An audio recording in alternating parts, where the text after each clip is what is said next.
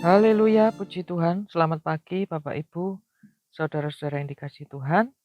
Kembali pada pagi hari ini kita akan mendengarkan sebagian firman Tuhan yang saya berikan satu judul yaitu titik terendah. Ya, seringkali kita mendengar atau bahkan mengalami yaitu yang namanya titik terendah. Titik terendah adalah satu titik di mana kita sangat-sangat tidak mampu mengatasi masalah yang cukup berat menerpa dalam kehidupan kita. Titik terendah juga berarti masa di mana kita tidak berarti dan merasa tidak berdaya.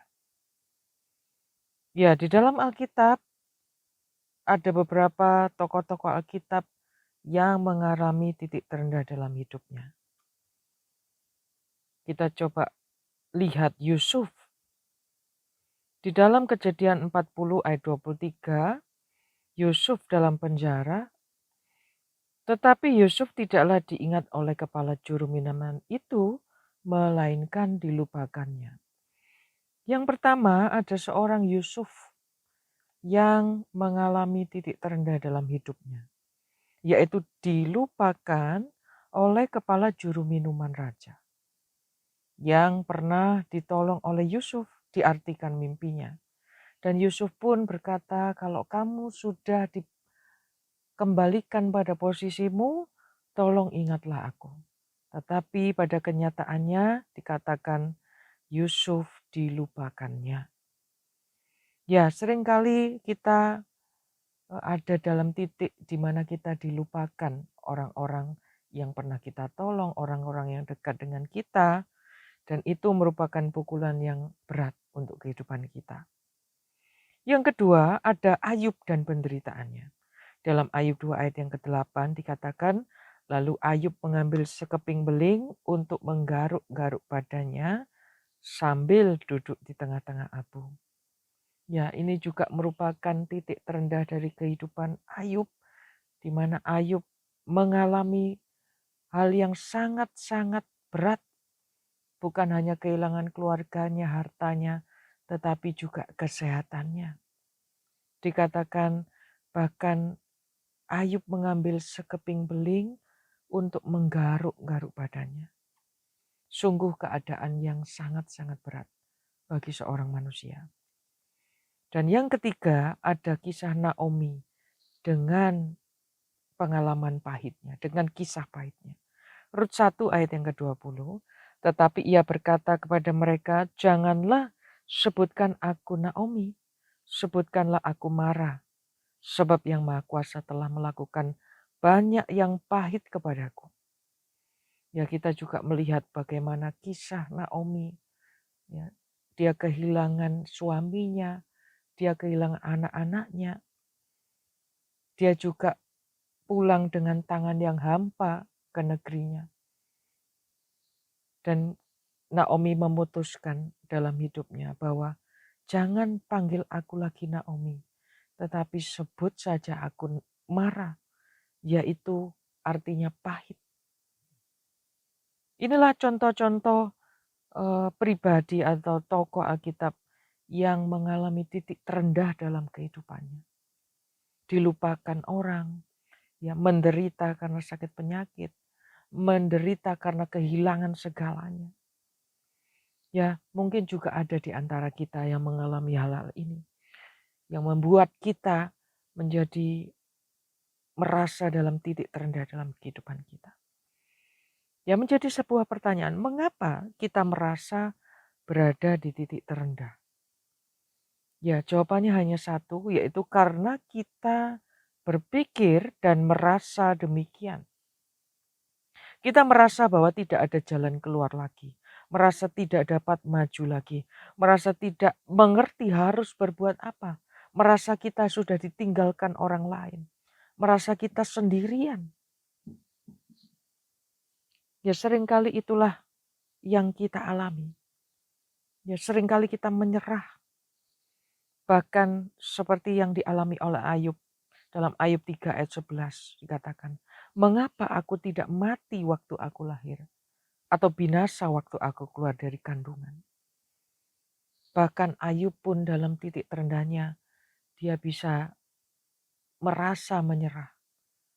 Dan dia mengutuki hari kelahirannya dikatakan. Ya, karena kita mengizinkan kita berada dalam titik terendah dalam hidup kita.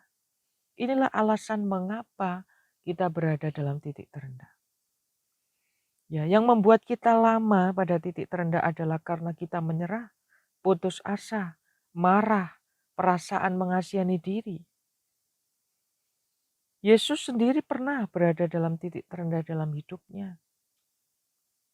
Tetapi yang dilihat oleh Yesus adalah bahwa ia melakukan kehendak Bapanya dan ia tidak pernah ditinggalkan oleh Bapa. Lalu bagaimana kita keluar dari masa titik terendah dalam hidup kita? Yaitu adalah kita harus cepat bangkit, menyadari dan cepat bangkit. Ya, kita sudah melihat mengapa seseorang itu berada di titik terendah, karena seseorang itu kalah dengan masalah dan berpikir demikian. Karena itu mulai sekarang saat kita mengalami masalah yang berat, kita jangan mau kalah, jangan menyerah, dan mari kita cepat bangkit. Raja Daud juga pernah mengalami titik terendah dalam hidupnya. Tetapi Daud ini pribadi yang tidak mudah menyerah dan ia selalu cepat bangkit. Mazmur 42 ayat yang ke-12. Mengapa engkau tertekan hai jiwaku dan mengapa engkau gelisah di dalam diriku? Berharaplah kepada Allah sebab aku bersyukur lagi kepadanya, penolongku dan Allahku. Mazmur 51 ayat yang ke-14. Bangkitkanlah kembali kepadaku kegirangan karena selamat yang daripadamu dan lengkapilah aku dengan roh yang rela. Ya, dari ayat-ayat ini kita bisa melihat bahwa Raja Daud pun pernah mengalami yang namanya tertekan. Pernah mengalami titik terendah dalam kehidupannya. Tetapi dikatakan Daud memandang kepada Allah. Ya, mengatakan lagi kepada jiwanya, ayo berharap lagi kepada Allah.